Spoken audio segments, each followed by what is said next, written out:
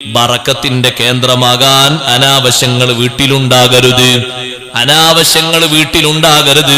എപ്പോഴും എല്ലാവരും ശ്രദ്ധിക്കണം. മലക്കുകൾ വന്നു പോകാൻ പാകപ്പെട്ട വീടാകണം. മലക്കുകൾ വന്നു പോകാൻ പാകപ്പെട്ട വീടാകണം. കണ്ടില്ലേ നിങ്ങൾ ഏറ്റവും വലിയ ഭവനം ഹബീബ് സല്ലല്ലാഹു അലൈഹി വസല്ലം തങ്ങളുടെ ഭവനമല്ലേ? ആ വീട്ടിലേക്ക് ജിബ്രീൽ അലൈഹിസ്സലാം വന്നു. സലാം പറഞ്ഞു. പെട്ടെന്ന് അങ്ങ് മടങ്ങിപ്പോയി. ഉള്ളിലേക്ക് കയറിയിരുന്നില്ല. പിന്നെ വന്നപ്പോൾ ചോദിച്ചു, ലിമ സല്ലംത സുമ്മ റജഅത. അല്ല ജിബ്രീലേ, എന്തേ നിങ്ങൾ സലാം പറഞ്ഞു പിന്നങ്ങ് മടങ്ങിപ്പോയത്?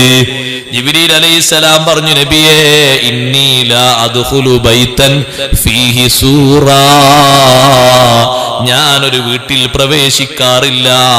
ആ വീട്ടിൽ സൂറത്തുൻ, ജീവനുള്ള ജീവിയുടെ ഫോട്ടോയുണ്ട്, രൂപകൽപ്പന ചെയ്തു വെച്ചതുണ്ട്. അത് തുണിയിലാണെങ്കിലും ശരി, ഫ്ലക്സിലാണെങ്കിലും ശരി, വേറെ എന്തിലാണെങ്കിലും ശരി സൂക്ഷിക്കേണ്ടതാണ്. വലാ കൽബുൻ, നായയുള്ള വീട്ടിലേക്കും, പുറത്ത് കാവലിന് വെച്ച നായുള്ള വീടല്ല, വീട്ടിന്റെ ഉള്ളിൽ നായയുണ്ട്, അങ്ങനത്തെ വീടാണ്. കാവലിന് പുറത്ത് നായ വളർത്തുന്നതിന് തകരാറും ഇല്ല. അത് കാവലിന് വേണ്ടിയും മറ്റൊക്കെ വളർത്താം. വീട്ടിന്റെ ഉള്ളിൽ നായയുണ്ട്, ആ വീട്ടിലേക്കും ഞാൻ പ്രവേശിക്കൂല. വലാ ബൗൽ, മൂത്രണ്ട്, നജസുണ്ട്. കുട്ടികൾ മൂത്രമൊഴിച്ചാൽ നല്ല തണുപ്പല്ല, അവിടെ കിടന്നോട്ടെ, സുബൈക്ക് നന്നാക്കാം. പറ്റൂല. ഇപ്പൊ ഈ നട്ടപ്പാതിരാക്കൊക്കെ മൂത്രമൊഴിച്ച് ഇങ്ങനെ നന്നാക്കി തിരിക്കുക. അതല്ലേ പറഞ്ഞത്? അതാണ് ശരിക്കുള്ള മാതൃക എന്ന് പറഞ്ഞത്. ഒരു കുട്ടി രാത്രി 10 പ്രാവശ്യം മൂത്രമൊഴിച്ചാൽ 10 പ്രാവശ്യത്തിന് കഴുകണം. 10 പ്രാവശ്യം ആ ഡ്രസ്സ് ചേഞ്ച് ചെയ്ത് മാറ്റണം. അത് വെച്ചിരിക്കുന്ന ആ കൊട്ട വീട്ടിന്റെ ഡൈനിങ് ഹാളിലല്ല വെക്കേണ്ടത്, കോണിക്കൂട്ടിലും അല്ല വെക്കേണ്ടത്, അത് അപ്പുറത്തുള്ള ടോയ്ലറ്റിലാണ് വെക്കേണ്ടത്. അത് നേരെ കട്ടിലിന്റെ ചോട്ടിൽ തന്നെ വെക്കും. എന്നിട്ട് ഈ മൂത്രമൊഴിച്ച ബെഡിന്റെ നടുവിൽ നമ്മൾ അപ്പുറത്ത് വേറൊരാൾ, ഇപ്പുറത്ത് വേറൊരാളും കിടക്കുകയാണ്.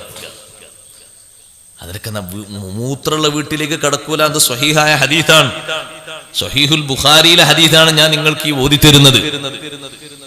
ജിബ്രീൽ അലൈഹിസ്സലാം പറഞ്ഞതാണ്. 3 വിഷയങ്ങളാണ് ഇതിൽ എണ്ണി പറഞ്ഞത്. വേറെ ചില ഹദീസുകളൊക്കെ വേറെയും വിഷയങ്ങളുണ്ട്. 3 വിഷയങ്ങൾ എണ്ണി പറഞ്ഞെടുത്ത് 3ാമത്തെ കണ്ടില്ലേ നിങ്ങൾ? വലാ ബൗലുൻ, നജസിൽ നിന്ന് വീട് മുക്തമാകണം മലക്കുകൾ ഇറങ്ങി വരണമെങ്കിൽ.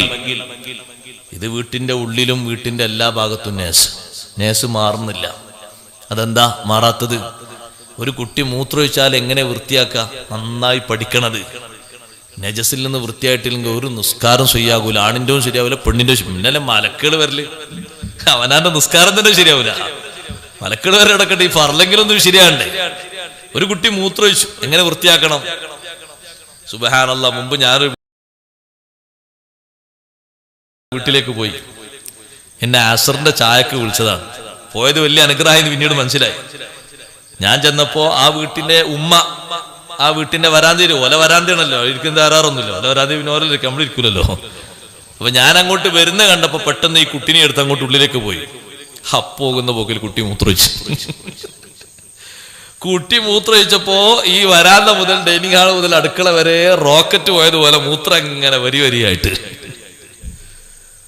ഞാൻ പിന്നെ കാണുന്ന കാഴ്ച എന്താണെന്നറിയോ? ഒരു കഷ്ണം തുണിയും കൊണ്ടുവന്നിട്ട് ഈ സഹോദരിയുണ്ട് അപ്പച്ചട്ടിയിൽ എണ്ണ തേക്കുമ്പോൾ അങ്ങനെ തേക്കുന്നു. അങ്ങനെ തേച്ചാൽ എന്തായി? നേരത്തെ നജസാകാത്തിടത്തു ഇപ്പോ നജസായി. കാറ്റ് തട്ടി പെട്ടെന്ന് ഉണങ്ങല്ലേ? മാർബിളല്ലേ, മുസൈക്കല്ലേ, ടൈലല്ലേ, പിന്നൊന്നും കാണാനല്ലോ. പിന്നെന്താ കാണാനല്ലത്? അവിടെ ഹുക്കുമിൽ നജസുണ്ട്. ഹുക്കുമിയായ നജസ് എന്ന് പറഞ്ഞ നജസ് അവിടെ നജസ് നീങ്ങിയിട്ടില്ല. നജസ് നീങ്ങണമെങ്കിൽ എന്തു ചെയ്യണം? മൂത്രത്തെക്കാൾ അധികം വെള്ളം ഒഴിച്ച് ഒന്നുകിൽ അത് വടിച്ചു കളയോ തുടച്ചു കളയുകയോ ചെയ്യണം. ആദ്യം മൂത്രം തുടച്ച അതേ കഷ്ണം വൃത്തിയാകാതെ വീണ്ടും ഈ വെള്ളത്തിലാക്കി ഇങ്ങനെ കലക്കി തുടച്ചാൽ എല്ലാ ഭാഗത്തേക്കും സപ്ലൈ ചെയ്യലായി. അങ്ങനെയാകരുത്. നല്ലോണം ശ്രദ്ധിക്കണത്. നമ്മൾ വീട്ടിൽ പെങ്ങന്മാര് വന്ന കാര്യമായിട്ട് ശ്രദ്ധിക്കണ ഒരു പണിയാണ്. കുട്ടികളെ ചൊറുക്ക് നോക്കുന്നതിനേക്കാളും നല്ലത് ഒരു മൂത്രം വെച്ചത് എങ്ങനെ വൃത്തിയാക്കുന്നുണ്ട്.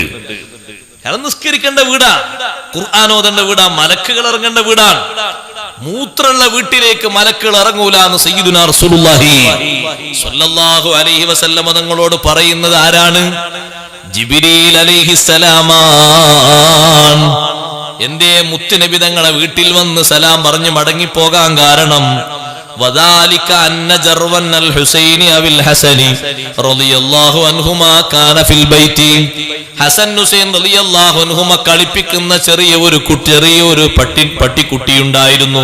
അവരതിനെങ്ങനെ ഓട്ടിക്കളിപ്പിക്കും, മടിയിരുത്തി കളിപ്പിക്കുന്നല്ല. ആ ചെറിയ പട്ടിക്കുട്ടി വീട്ടിന്റെ ഉള്ളിൽ ഒരു ഭാഗത്ത് പെട്ടെന്ന് രോഗം ബാധിച്ചങ്ങ് മരണപ്പെട്ടിട്ടുണ്ട്. അത് ജിബ്രീൽ അലൈഹിസ്സലാമിന് ബോധ്യപ്പെട്ടിട്ടാ മടങ്ങിയത്. പിന്നീട് നബി തങ്ങൾക്കത് തിരിഞ്ഞു. എങ്ങനെ? അവിടത്തെ വേലക്കാരിയായ ഒരു പെണ്ണ് വീട് അടിച്ച് വൃത്തിയാക്കുമ്പോ ഈ മണമൊന്നും വരാത്ത ചെറിയ പട്ടിക്കുട്ടിയുടെ ശരീരം കണ്ടു. ഇത് വീട്ടിന്റെ ഉള്ളിലേക്ക് ആരാ കയറ്റിയത് എന്ന് ചോദിച്ചു. അത് ഈ കുട്ടികൾ അങ്ങോട്ടും ഇങ്ങോട്ടും ആട്ടിക്കളിക്കുമ്പോ വീട്ടിന്റെ ഉള്ളിൽ അറിയാതെ കയറിപ്പോയതാണ് എന്നും പറഞ്ഞു. കണ്ടില്ലേ നിങ്ങൾ, വീടിന് നല്ല പരിശുദ്ധി വേണം, നല്ല സംശുദ്ധി വേണം. സഹോദരന്മാരെ, നജസിൽ നിന്ന് വീട് മുക്തമാകണം. പറഞ്ഞ വിഷയങ്ങൾ ആരും മറക്കരുത്. നജസിൽ നിന്ന് വീട് മുക്തമാകണം, മൂത്രത്തിൽ നിന്ന് മുക്തമാകണം. ഉമ്മയും ഉപ്പയും ഒരുമിച്ച് കിടക്കുന്ന ആ വീട്ടിന്റെ ഉള്ളില് അതേ വൃത്തിയില്ലെങ്കിൽ പിന്നെ ശൈത്താനിയത്തിന്റെ ഷർറാണ് അവിടെ കൂടുതലുള്ളത്. പിന്നെ കുട്ടിക്ക് അപസ്മാര രോഗം, മാനസിക രോഗം പിടിപ്പെടുന്നതിന് പറഞ്ഞിട്ട് കാര്യമില്ല. നജസിൽ നിന്ന് വൃത്തിയാക്കി കിടത്തണം. എപ്പോഴും തൊട്ടിലിൽ മൂത്രമൊഴിച്ചാൽ ആ തൊട്ടിൽ അങ്ങനെ കിടത്തി ഉറക്കരുത്. അതേ തൊട്ടില് മാറ്റിക്കൊടുക്കണം. ഒരു തൊട്ടിലായി മാത്രം നിന്നാൽ തല അങ്ങോട്ടും ഇങ്ങോട്ടും പിടിച്ചു മാറ്റേണ്ടി വരും. വേറെയും ഒരു തൊട്ടിൽ എക്സ്ട്രാ ആയി നിൽക്കണം. പഴയ തുണിയൊക്കെ തൊട്ടിലാക്കാൻ പറ്റും, അതിന് പുതിയത് തന്നെ വാങ്ങിക്കൊള്ളുന്നില്ല. അങ്ങനെ താൽക്കാലിക തൊട്ടിലും മറ്റും കെട്ടിയിട്ട് ശുദ്ധി അവിടെ ഉണ്ടാകണം, നജസിൽ നിന്ന് മുക്തമാകണം.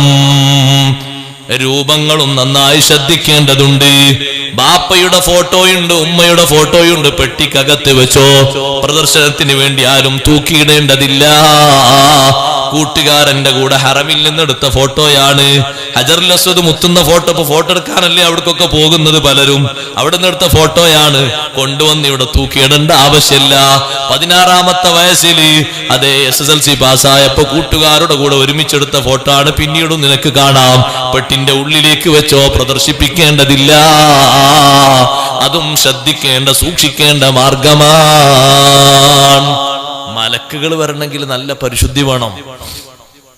മലക്കുകൾ വരാൻ പറ്റുന്ന ഭവനങ്ങളാകണം നമ്മുടെ വീട്. അതാ ബറക്കത്തിന്റെ കേന്ദ്രങ്ങൾ എന്ന് പറഞ്ഞത്. അതിന് നല്ല പരിശുദ്ധി വീട്ടിന് വേണം. കൂട്ടത്തിൽ പറയട്ടെ, അനാവശ്യമായ രംഗങ്ങൾ കേൾക്കുന്ന കാണുന്ന ഒറ്റ വീട്ടിലേക്കും മലക്കുകൾ വരൂല. നിങ്ങൾ ആലോചിച്ച് നോക്ക്, ചെറിയ കറാഹത്ത് പോലും ചെയ്തുകൊണ്ട് ജീവിക്കുന്ന ആളാണെങ്കിൽ മലക്കുകളെ സുഹബത്ത് കുറഞ്ഞു പോകും. സഹീഹുൽ ബുഖാരിയിലൊക്കെ ഹദീസ് റിപ്പോർട്ട് ചെയ്ത വലിയ മഹാനാണ് ഇമ്രാൻ ഇബ്നു ഹുസൈൻ റളിയല്ലാഹു അൻഹു. വലിയ മഹാനാണ്, വലിയ സ്വഹാബിയാണ്. ആ സ്വഹാബിക്ക് ശരീരത്തിൽ മുഴുവനും രോഗം വന്നു. ഇമാം സുയൂത്തി തങ്ങൾ രേഖപ്പെടുത്തിയത് കാണാം. വീട്ടിന്റെ പുറത്ത് ഒരു പാത്തി കെട്ടി, ആ പാത്തിയിലാണ് മഹാനവറുകൾ കിടക്കുന്നത്. പാത്തി എന്ന് പറഞ്ഞാൽ മനസ്സിലായോ? ഇപ്പൊ അതൊന്നും തിരിയില്ല. വീട്ടിൽ പശുക്കളില്ലാത്തതുകൊണ്ട് ആർക്കും പാത്തിയും തിരിയാതായി. പശുക്കൾക്കൊക്കെ പണ്ട് ആല ഉണ്ടാക്കൽ പാത്തി വെച്ചിട്ടാണ്. മരം മുറിച്ചിട്ട് നടുവിൽ മുറിച്ച് മണ്ണൊക്കെ അതിനെ ഒപ്പിച്ചിട്ടിട്ട് ഇങ്ങോട്ട് റെഡിയാക്കി വെക്കും. അതിനാ പാത്തി എന്ന് പറയാം. അതിന്റെ ഇടയിൽ ഗ്യാപ്പ് ഉണ്ടാകും. മൂത്രക്കയിലൂടെ താഴോട്ടും മറ്റും പോകാനുള്ള ഗ്യാപ്പ് ഉണ്ടാവും. ഈ പാത്തി ഇങ്ങനെ മരങ്ങൾ ഇങ്ങനെ കെട്ടിയിട്ട് അതിന്റെ മുകളിലാണ് ഇമ്രാൻ ഇബ്നു ഹുസൈൻ റളിയല്ലാഹു അൻഹു കിടക്കുന്നത്. അപ്പൊ ബാക്ക് ഭാഗത്തും മുൻഭാഗത്തൊക്കെ പൊട്ടിയ ഭാഗങ്ങളിലൂടെ രക്തവും ചെലവും ഒക്കെ താഴ്ഭാഗത്ത് ഇങ്ങനെ ഒലിച്ചിറങ്ങുന്നുണ്ട്. അപ്പൊ കാണുന്ന ആളുകൾക്ക് വല്ലാത്ത വിഷമം. ഒരു കൂട്ടുകാരനൊരു ദിവസം വന്ന് കാണാൻ വേണ്ടി വന്നു. ഈ രോഗാവസ്ഥ കണ്ടപ്പോ പറഞ്ഞു, പടച്ചോനെ, നമ്മൾ പല ആൾക്കാരും അങ്ങനെ പറയല്ലോ, ഈ രോഗം നീ ആർക്കും കൊടുക്കല്ലേ, ഈ രോഗത്തിൽ നിന്ന് പെട്ടെന്ന് ഇയാളെ രക്ഷപ്പെടുത്തണം. അങ്ങനെ ദ്വാരുന്നപ്പോ ഇമ്രാൻ ഇബ്നു ഹുസൈൻ റളിയല്ലാഹു അൻഹു പറഞ്ഞു, അങ്ങനെ നിങ്ങൾ ദ്വാരക്കണ്ടാന്ന്. ഇങ്ങനെ ശരീരത്തിൽ പൊട്ടലും ചീറ്റലായി കഴിയുന്ന മഹാൻ പറയുന്നു, അങ്ങനെ ദ്വാരക്കണ്ട. എന്തേ? നിങ്ങൾ അനുഭവിക്കാത്ത സുഖം ഞാൻ അനുഭവിക്കുന്നുണ്ട്. നിങ്ങൾ എന്റെ ബാഹ്യഭാഗത്തുള്ള പൊട്ടലും ചീറ്റലും അല്ലേ കാണുന്നത്. ഓരോ ദിവസവും 1000 മലക്കുകൾ വന്ന് എന്നെ മുസാഫഹത്ത് ചെയ്യുന്നുണ്ട്. നിങ്ങളത് അനുഭവിക്കുന്നില്ലല്ലോ. അതുകൊണ്ട് എന്റെ രോഗത്തിൽ എന്താണോ ഖൈർ, ആ ഖൈർ തരാൻ അള്ളാഹിനോട് ദ്വാരന്നാ മതി. രോഗം നീ കൊടുക്കല്ലേ, അള്ളാഹ് കൊടുത്തത് മാറ്റിക്കൊടുക്കുന്ന് പെട്ടെന്ന് നിങ്ങൾ പറയണ്ട. ഖൈർ എന്താണോ ഖൈർ പോലെ അള്ളാഹ് ചെയ്തോട്ടെ. നിലനിർത്തലാണോ ഖൈർ, എനിക്ക് പരിഭവമില്ല. മാറ്റിത്തരലാണോ ഖൈർ, ഞാൻ അതും സ്വീകരിക്കും. പെട്ടെന്നങ്ങ് മാറ്റിക്കൊടുക്കുക മാത്രം നിങ്ങൾ ദ്വാരക്കല്ല. ഇമ്രാൻ ഇബ്നു ഹുസൈൻ തങ്ങൾ പറഞ്ഞു, അത് മഹാനവർകൾ അനുഭവിക്കുന്ന ഒരു സുഖം കൊണ്ടാണ്. കുറച്ചു കഴിഞ്ഞപ്പോ ആരോ പറഞ്ഞു, ഈ രോഗം മാറും, ഒന്ന് ചൂട് വെച്ച് കൊടുത്താൽ മതി. നമ്മളൊക്കെ സാധാരണ ചെയ്യാറില്ലേ കരിക്കുന്ന പരിപാടി? ചില രോഗങ്ങൾക്ക് കരിക്കുന്ന പ്രക്രിയയുണ്ട്. അതുപോലെ ഒന്ന് കരിച്ചു കൊടുത്താൽ മതി. മഹാനവർകൾ ഒരു വട്ടം അങ്ങനെ കരിച്ചപ്പോ പിന്നെ മലക്കുകൾ വരാതെയായി. അപ്പൊ മഹാനവർകൾ തീരുമാനിച്ചു, ഇനി കരിക്കലുമില്ല, ഒന്നുമില്ല. അമ്മലക്കുകൾ വരുമ്പോഴുള്ള സുഖം ഇപ്പോൾ എനിക്ക് കിട്ടുന്നില്ലല്ലോ. അപ്പൊ ശരീരത്തിൽ അങ്ങനത്തെ ഒരു അവസ്ഥ സ്വീകരിച്ചപ്പോൾ മലക്കുകൾ വരാതായെങ്കിൽ, പരിശുദ്ധരായവര് വരാതായെങ്കിൽ, നമ്മുടെ വീടിന്റെ അന്തർഭാഗങ്ങൾ സിനിമ ാകരുത്. മുമ്പൊക്കെ ഒരു ഡൈനിങ് ഹാളിൽ മാത്രം സിനിമ ഓടിയിരുന്നത് ഓരോ കട്ടിലും ഓടിക്കൊണ്ടിരിക്കുകയാണ്. ചെറിയ മക്കളടക്കം പലതും മറിച്ചു നോക്കി സെക്സ് കണ്ട്, സിനിമ കണ്ട്. വിവാഹം കഴിഞ്ഞിട്ടും വികേന്ദ്രീകരിക്കപ്പെടാനുള്ള നല്ല വഴി അല്ലാഹു തആല കൊടുത്തിട്ടും മതിയാകാത്ത എത്ര മണ്ടന്മാരുണ്ട്. ഞാൻ അവരങ്ങനെ വിളിക്കുന്നത് ബോധപൂർവമാണെന്ന് കരുതിക്കോളൂ. നല്ല ഹലാലായ വികാര വിചാര നിർവഹണത്തിന് മതിയായ ഇണയെ അള്ളാഹു കൊടുത്തിട്ടും സെക്സിന്റെ സുഖത്തിന് നീ ഇങ്ങനെ അടിമപ്പെടേണ്ടതുണ്ടോ? സിനിമയുടെ സുഖത്തിന് നീ അടിമപ്പെടേണ്ടതുണ്ടോ? പിന്നെയും അതൊക്കെ നോക്കിയിട്ട് നിന്റെ കണ്ണും കൽബും ഒക്കെ അശുദ്ധമാക്കേണ്ടതുണ്ടോ? നിന്റെ ശരീരത്തിന്റെ എല്ലാ ഭാഗങ്ങളും വൃത്തികേടാക്കേണ്ടതുണ്ടോ? 4 മക്കള് താമസിക്കുന്ന 4 റൂമിലെ ചിത്രം ഈ അടുത്തൊരു മാസികയിലൂടെ നിങ്ങൾ വായിച്ചില്ലേ? 4 മക്കള് 4 റൂമിലാ കിടക്കുന്നത്. ഒരാൾ SSLC-കാരനാണ്, മറ്റൊരാള് +2-കാരനാണ്, വേറൊരാൾ ഡിഗ്രി സെക്കൻഡ് ഇയർ ആണ്, വേറൊരാൾ വിവാഹം അന്വേഷിച്ച് നിക്കാഹ് കഴിഞ്ഞ ആളാണ്. ഒരു ബാപ്പയുടെ 4 മക്കള്, 4 റൂം അവർക്ക് ബാപ്പ ഉണ്ടാക്കിയിട്ടുണ്ട്.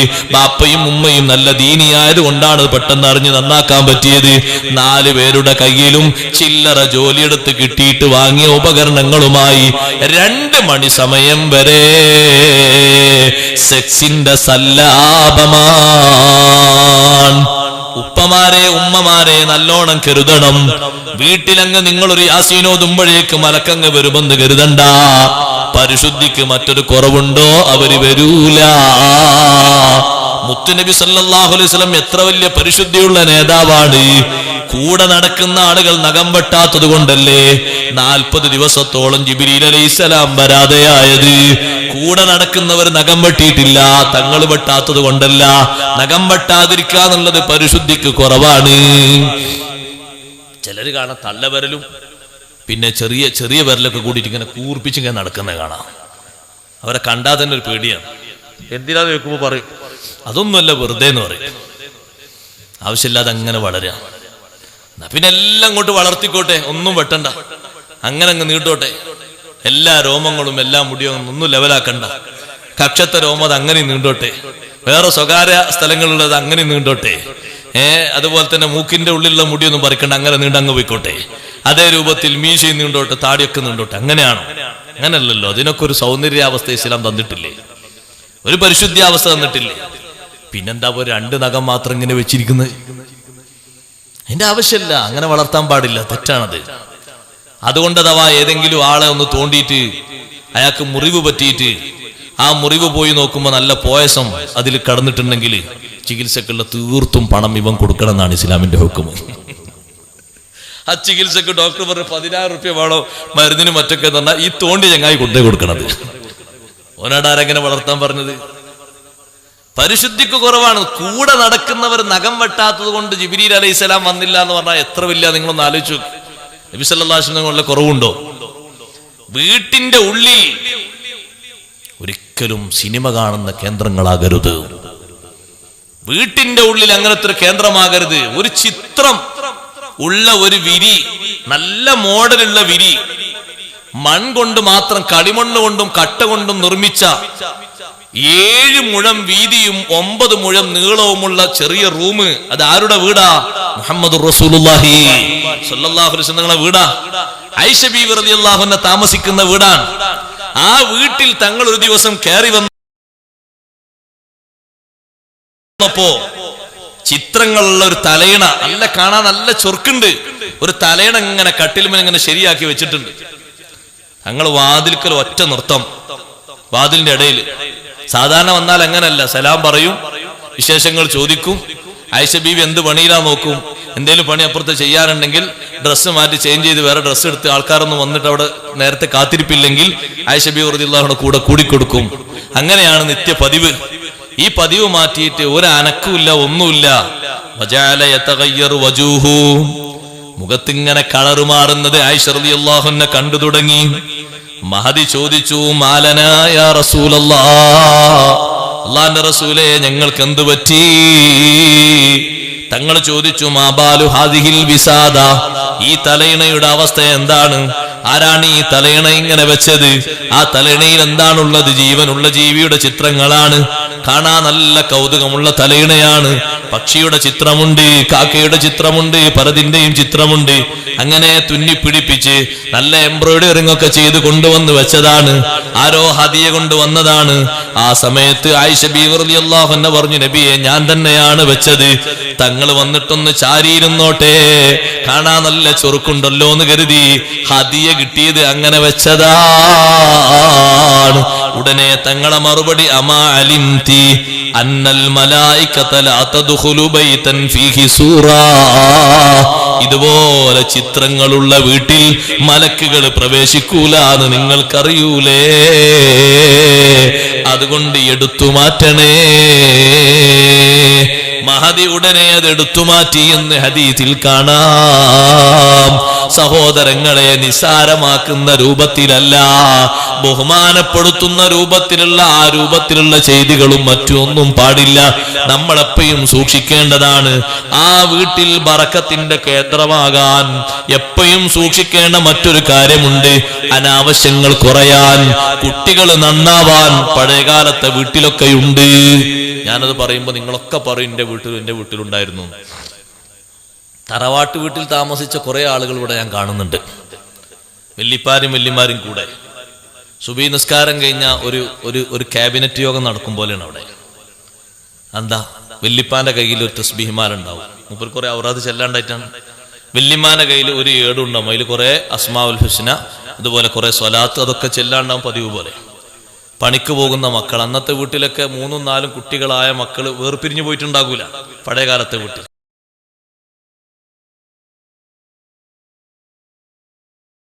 പക്ഷെ ഒരാളും തമ്മിൽ സ്വരച്ചേർച്ചുണ്ടാവൂല കേട്ടോ, ഒരു ഇടങ്ങേറുണ്ടാകൂല. അതിന് നല്ല ഒരു ഭംഗി ആ വീട്ടിന്റെ ഉള്ളിലുണ്ട്.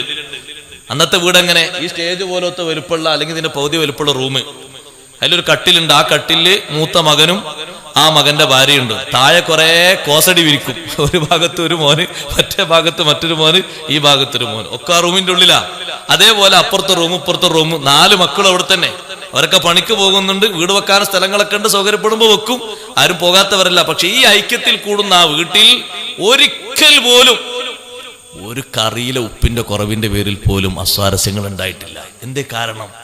നെടുന്തൂണുകളായ വല്യാപ്പയും വല്യമ്മയും അവര് നിസ്കാരത്തിന് നേരത്തെ വിളിച്ച്, സുബിഹൊക്കെ എല്ലാവരും നിസ്കരിച്ച് കട്ടൻ ചായൊക്കെ കുടിച്ച് വട്ടത്തിലിരുന്ന് ഖുർആൻ ഓതാതെ ദിക്ർ ചൊല്ലാതെ പോകുന്ന ഒരൊറ്റ മെമ്പറും ആ വീട്ടിലില്ലായിരുന്നു. നിങ്ങളൊന്ന് ആലോചിച്ച് നോക്കി ആ പഴയ കാലത്തെ സൗന്ദര്യം. ഇന്ന് അങ്ങനെ എണ്ണിയെടുക്കാൻ പറ്റുന്ന എത്ര ഉണ്ട്? ഒരു വീട്ടിന്റെ ഉള്ളിലെ ബാപ്പയും ഉമ്മയും സൂക്ഷ്മശാലികളായതുകൊണ്ട് മക്കളൊക്കെ അങ്ങനെ. അത് ഇസ്ലാമിക ലോകത്തെ പാരമ്പര്യമാണ്. ബഹുമാനപ്പെട്ട അഹ്മദ് ബിൻ ഹംബൽ റളിയല്ലാഹു അൻഹു വീട്ടിലേക്ക് വന്നു ഇശാന്റെ ശേഷം ഭക്ഷണം കഴിക്കാൻ വേണ്ടി. അപ്പോൾ പത്തിരി ഇങ്ങനെ ചുട്ടുവെച്ചു കുനുകുനേനെ. മഹാനവർകൾ ചോദിച്ചു, പത്തിരി എവിടുന്ന? സാധാരണ ചോദിക്കും ചോദ്യം. പത്തിരി ഉപ്പ കൊണ്ടുവന്ന പൊടിയിൽ നിന്ന് ഉണ്ടാക്കിയതാ. മോള് പറഞ്ഞു, പത്തിരി കുഴക്കാൻ എവിടുന്ന വെള്ളം എടുത്തത്? ചോദ്യം നോക്കണം, അവരുടെ സൂക്ഷ്മതയുടെ ആഴ. അത് ഉപ്പ, നമ്മളാ അപ്പുറത്തുള്ള ആ പൊതുകിണറ്റിൽ നിന്നാ വെള്ളം എടുത്തത്. പത്തിരി എനിക്ക് വേണ്ട. കാരണം നമ്മൾ പൊതുകിണറ്റിൽ നിന്ന് വെള്ളം എടുക്കാൻ പറ്റുന്ന മെമ്പർമാരല്ല. നമുക്ക് സ്പെഷ്യൽ കിണർ ഇവിടെ ഉണ്ടല്ലോ. പിന്നെന്തിനാ അവിടുന്ന് വെള്ളം എടുത്തത്? എത്ര കിട്ടിയില്ലെങ്കിലും കിട്ടാത്ത പോലെ ജീവിച്ചാ പോരെ. നമ്മളെ ചിന്ത അങ്ങനല്ല, കിട്ടുന്നതും കിട്ടാതെ ആവോളം അങ്ങോട്ട് പോരട്ടെ. പറ്റിയതാണ് ശരി, പറ്റിയതല്ലേ ശരി. നമ്മളതിന്റെ മെമ്പർമാരാണ് ശരി, മെമ്പർമാരല്ലേ ശരി. അല്ലെങ്കിൽ ഒന്ന് ആലോചിച്ച് നോക്കി, ഹക്കാണെങ്കിൽ ഞാൻ പറയട്ടെ, ഒന്ന് ആലോചിച്ച് നോക്കി. വരുമാനം എഴുതുന്നിടത്ത് എത്ര കുറച്ചാ നിങ്ങൾ ഇതിൽ ആരാ മറന്ന എഴുതുന്നത്? അള്ള തന്ന വരുമാനം കണക്കാക്കി എഴുതാൻ ധൈര്യമുള്ളവർ ആരവിടെ? ഹക്കാകും അത്? അല്ല, ഹക്കാകും നിങ്ങൾ പറയാ, ഉസ്താമാര് പറയുകയാണെങ്കിൽ നമ്മൾ ഓക്കെ. 30,000 വരുമാനം കിട്ടുന്ന ഒരാൾ 300 നേടിയ ഹക്കാവോ? എങ്ങനെ ഹക്കാകല്? എങ്ങനെ സഹോദരന്മാരത് ശരിയാകല്? വരുമാനം രേഖപ്പെടുത്തുന്നിടത്ത് സത്യം വേണ്ടേ? ഒരു ബാപ്പക്ക് ആ ബാപ്പന്റെ കീഴിലും ആ ബാപ്പന്റെ വരുമാനം മൊത്തം കൂട്ടി നോക്കുമ്പോ 3 ലക്ഷം ഉണ്ട് കരുതിക്കോളൂ. എത്ര എഴുതുന്നത്? 30,000. ബാക്കി 9% എവിടെ? നമ്മൾ ആലോചിക്കണ്ടില്ലേ? മഹാന്മാരെ ഈ ചിന്ത ചിന്തിക്കുമ്പോ നമ്മൾ ആലോചിക്കണ്ടല്ലേ? അവർ ചെറിയൊരാലത്തേക്കും നമുക്കൊക്കെ എല്ലാവർക്കും താല്പര്യം എന്താ? എല്ലാവർക്കും താല്പര്യം ഏറ്റവും കൂടുതൽ ആനുകൂല്യം കിട്ടുന്ന ആൾക്കാരിൽ പെടുകയും വേണം, എന്നാ ഉള്ള ദർജ കുറയും ചെയ്യരുത്. അള്ള തന്ന നിയമത്തിൽ ഇസ്സത്തോടെ ജീവിക്കണം. അതിനാ നമ്മള് അള്ളാഹു തആല തന്ന നിയമത്തിൽ ഇസ്സത്തോടെ ജീവിക്കണം. എന്നോട് ഒരാൾ പറഞ്ഞു, അവിടെ ഉസ്താദേ കാർഡ് കൊടുക്കുന്നുണ്ട്. ഞാൻ വിചാരിച്ചു എന്ത് കാർഡാണ് ഇതൊന്നൊരു കാർഡ് വന്നില്ല, ആരോഗ്യ കാർഡ്, ആരോഗ്യ ഇൻഷുറൻസ് കാർഡ് അല്ലേ? നിങ്ങൾ വാങ്ങിക്കോളി, ഉമ്മാക്കൊക്കെ മരുന്നിനൊക്കെ ഉപകാരപ്പെടും. അപ്പൊ ഞാൻ ചോദിച്ചു അയാളോട്, എന്താ അത് വാങ്ങിയ നേട്ടം? ആ കാർഡ് ഉണ്ടായാൽ ഹോസ്പിറ്റലിൽ പോയാൽ എത്ര പൈസ? പകുതിയോ കാൽഭാഗം, എന്തൊരു കണക്ക് പറഞ്ഞു, നമുക്കറിയില്ല, അള്ളാഹുവാൻ കൊടുത്താൽ മതി. അപ്പൊ ഞാൻ ചോദിച്ചു പിന്നെയും, അത് ആർക്കുള്ളതാണ്? അല്ല, ഗവൺമെന്റ് ഒരു നിയമം വെക്കുമല്ലോ, ആർക്ക്? അത് ഇത്ര ശതമാനം ലെവലിൽ ജീവിക്കുന്നവർക്കാണ്. അവർക്ക് ഇത്ര പാകത്തിലേ വീട് പറ്റുള്ളൂ, ഇങ്ങനെ പറ്റുള്ളൂ, ഇങ്ങനെ പറ്റുള്ളൂ. അപ്പൊ ഞാനിങ്ങനെ നോക്കുമ്പോ സുബ്ഹാന ജല്ല ജലാലുഹു, അതിന് വരി നിൽക്കുന്ന ആൾക്കാരിൽ 92% ആൾക്കാരും ആ നിയമത്തിന് പുറത്താണ്. ഞാൻ പറഞ്ഞു, അല്ലാഹു തആല തന്ന ഇസ്സത്ത് എത്ര കാലം നിലനിൽക്കുന്നുവോ അത്രയും കാലം ആ ഇസ്സത്തോടെ ജീവിക്കും. കാർഡും വേണ്ട, ഒന്നും വേണ്ട. അങ്ങനെ നിൽക്കുന്ന ആൾക്കാരെ കണ്ടപ്പോൾ നമുക്ക് ഒരു വിഷമം തോന്നി. വെള്ളിയാഴ്ച ഒരു പിരിവെടുത്ത് കൊടുത്താൽ തിരക്കടില്ലാന്ന് തോന്നിപ്പോയി. അവരത്ര ഫക്കീറന്മാരൊന്നുമല്ല, 3ാം തലമുറക്ക് ജീവിക്കാനുള്ള സ്വത്ത് അള്ളവർക്ക് നൽകിയിട്ടുണ്ട്. അപ്പൊ ഈ പാവപ്പെട്ടവരുടെ ഓഹരി എന്തിനു പിടുങ്ങണം? നമ്മള് ഒരു നിലക്കൂത് യോജിച്ചതല്ല. അഹ്മദ് ബിൻ ഹംബൽ റളിയല്ലാഹു അൻഹു മകളെ ചോദ്യം കേട്ടിട്ട് ഉത്തരം കേട്ടിട്ട് പറയുന്നു, എനിക്കിന്ന് പത്തിരി വേണ്ട, പൊതുവായി ഉണ്ടാക്കിയ കിണറ്റിൽ നിന്ന് വെള്ളം മുക്കിയിട്ടാണ് പത്തിരിപ്പൊടി കുഴച്ച് പത്തിരി ചുട്ടത്. മാവ് കൊണ്ടുവന്നത് അഹ്മദ് ബിൻ ഹംബൽ തങ്ങളാണ്. ഹലാലായ പണം കൊടുത്തിട്ട് വാങ്ങിയതാണ്. വീട്ടിലെ ഉപകരണങ്ങളിലൂടെ ഉണ്ടാക്കിയതാണ്. തീ കത്തിച്ചതും ആ വീട്ടിലെ വിറക് കൊണ്ടാണ്. വെള്ളം എടുത്തത് പൊതുകിണറ്റിൽ നിന്ന് ആയതുകൊണ്ട് എനിക്കിന്ന് ഭക്ഷണം വേണ്ട. ഉമ്മ പറയുന്നു എനിക്കും വേണ്ട, മക്കള് പറയുന്നു ഞങ്ങൾക്കും വേണ്ട. നിങ്ങൾ നോക്ക് സൂക്ഷ്മത. ആ ബാപ്പാന്റെ ഉമ്മാന്റെ അതേ ലെവലില് ആർക്കും വേണ്ട. അന്ന് രാത്രി എല്ലാവരും വെള്ളം കാരക്കയും കുടിച്ച് രാത്രി അങ്ങ് മുതലാക്കി. പിറ്റേന്ന് ളുഹർ നിസ്കാരം കഴിഞ്ഞ് അഹ്മദ് ബിൻ ഹംബൽ തങ്ങൾ വീട്ടിലേക്ക് വന്നപ്പോൾ ഈ പത്തിരി ഒന്നും ചട്ടി കാണുന്നില്ല. ചോദിച്ചു, പത്തിരി എവിടെ? അപ്പൊ മകള് പറഞ്ഞു, ഇവിടെ കുറച്ച് സാധുക്കളായ യാചകന്മാര് വന്നിരുന്നു, ഒക്കെ കൂടി അവർക്കും കൊടുത്തു. അഹ്മദ് ബിൻ ഹംബൽ തങ്ങൾ, മഅദല്ലാഹ്, നമ്മൾ ഭക്ഷിക്കാൻ പറ്റാത്തത് ആരാക്ക് ഭക്ഷണമായി കൊടുത്തോ? നമ്മളത് ഭക്ഷിക്കാൻ പറ്റൂല എന്ന് കരുതിയിട്ട്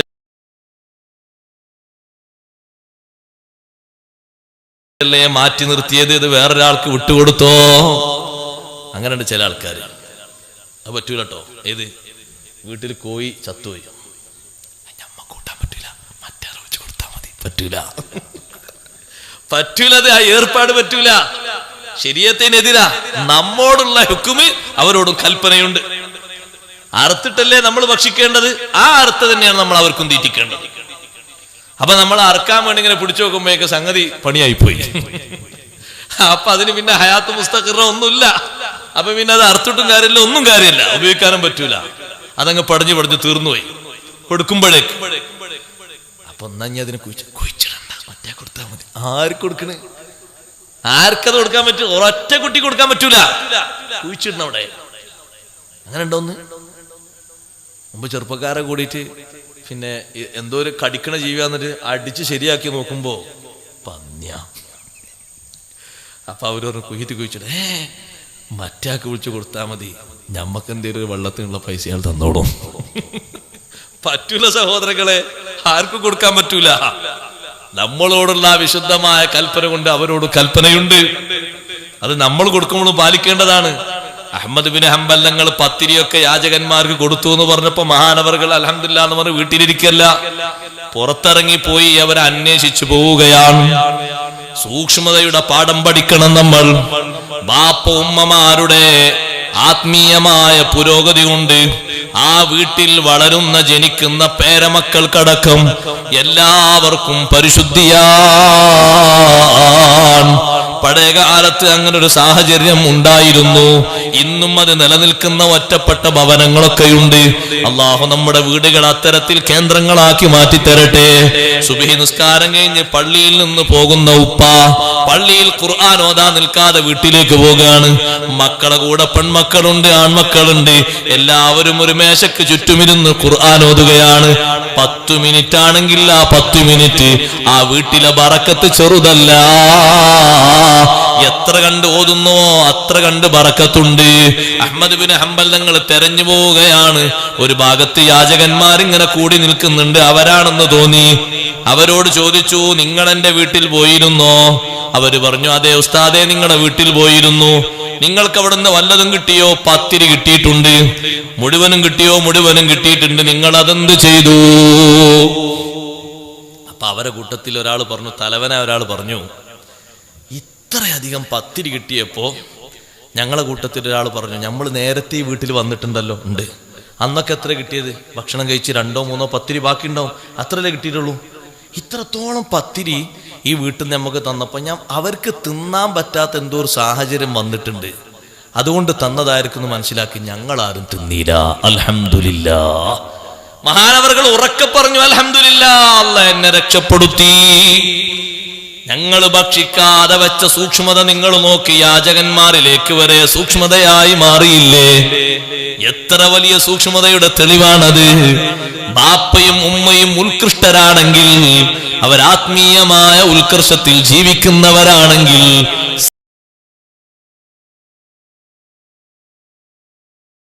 സംശയലേശമെന്നേ പറയാം, മക്കളും അതേ താവഴിയിലാണ്. അതിന്റെ പേരമക്കളും അതേ താവഴിയിലാണ്. അഹ്മദ് ബിൻ ഹംബൽ തങ്ങൾ വീണ്ടും ചോദിച്ചു, പിന്നെ നിങ്ങൾ അതെന്ത് ചെയ്തു? അവര് പറഞ്ഞു, ആ കാണുന്ന ബഹറിലേക്ക് എറിഞ്ഞിട്ടുണ്ട്. മഹാനവറുകൾ വീട്ടിൽ ചെന്നിട്ട് പറയുകയാണ്, ഇന്നു മുതൽ ഈ വീട്ടിൽ ഇനി മത്സ്യം വരൂല. നമുക്ക് ഭക്ഷിക്കാൻ പറ്റാത്തവർ ഭക്ഷിച്ചില്ല എന്നുള്ളത് സന്തോഷമാണ്. പക്ഷേ അത് മത്സ്യത്തിനാണല്ലോ എറിഞ്ഞു കൊടുത്തത്, കൊണ്ടുവരുന്നത് അതാണെങ്കിലോ എന്ന സംശയത്തിൽ അന്നു മുതൽ അത് ഉപേക്ഷിച്ചു. ഞാൻ എന്റെ ഉമ്മമാരോട് പറയുന്നത്, ഉപ്പമാരോട് പറയുന്നത്, നിയമത്തിൽ നല്ല ഭദ്രതയുള്ളവരായി, ആത്മീയോത്കർഷത്തിൽ നല്ല ആവേശമുള്ളവരായി ജീവിക്കണം. വെറുതെ പറഞ്ഞതല്ല. സുബ്ഹി നിസ്കാരത്തിന് വാങ്ങി വിളിക്കുമ്പോ ഉമർ ഇബ്നുൽ ഖത്താബ് റളിയല്ലാഹു അൻഹുവിന്റെ ശൈലിയാണത്. ബാപ്പമാരെ, നിങ്ങൾ ചിന്തിക്കുന്നത് പോലെയല്ല. പലരും ചിന്തിക്കുന്നത്, ഓന് 10ാം ക്ലാസ് വരെ പഠിച്ച ആളല്ലേ, ബോധം വെച്ചിട്ടുണ്ടല്ലോ, വാണെങ്കിൽ നീറ്റോട്ടെ, നിസ്കരിച്ചോട്ടെ, ഞാൻ ഓന്റെ കബർക്കൂല്ല, ഓ ഇന്റെ കബർക്കൂല്ല, അതുകൊണ്ട് പ്രശ്നം തീരൂല. അവന് കല്യാണം കഴിച്ച് മക്കള് 2 ആയിട്ടില്ലേ, ഇനിയും ഞാൻ പറഞ്ഞു കൊടുക്കാൻ പോകാണോ? വേണമെങ്കിൽ നിസ്കരിച്ചോട്ടെ. അത് ശരിയായ മനോഭാവമല്ല. ഉമർ ഇബ്നുൽ ഖത്താബ് തങ്ങൾ സുബ്ഹി നിസ്കാരത്തിന് വാങ്ങി വിളിച്ചാൽ ഓരോ വീട്ടിന്റെ റൂമിന്റെ മുന്നിലും നിന്ന് ഓതുകയാണ്, വഅ്മുർ അഹ്ലക ബിസ്സലാത്തി വസ്തബിർ അലൈഹാ ലാ നസ്അലുക റിസ്ഖൻ നഹ്നു നർസുഖുക വൽ ആഖിബതു ലിത്തഖ്വാ. ആയത്ത് 2ഉം 3ഉം തവണ ഓതുമ്പോ ആ റൂമിലുള്ളവർ എണീറ്റു എന്ന് കണ്ടാൽ അപ്പുറത്തെ റൂമിൽ പോകും, അവരെണീറ്റു എന്ന് കണ്ടാൽ ഇപ്പുറത്തെ റൂമിൽ പോകും, അവരെണീറ്റു എന്ന് കണ്ടാൽ അപ്പുറത്തെ റൂമിൽ പോകും. എല്ലാവരും എണീറ്റ ശേഷം മഹാനവറുകൾ പള്ളിയിലേക്ക് അങ്ങ് നീങ്ങും. എന്നൊന്ന് വിളിച്ചെങ്കിൽ തന്നെ സമാധാനം. വിളി വരെ മാറ്റിപ്പോയി.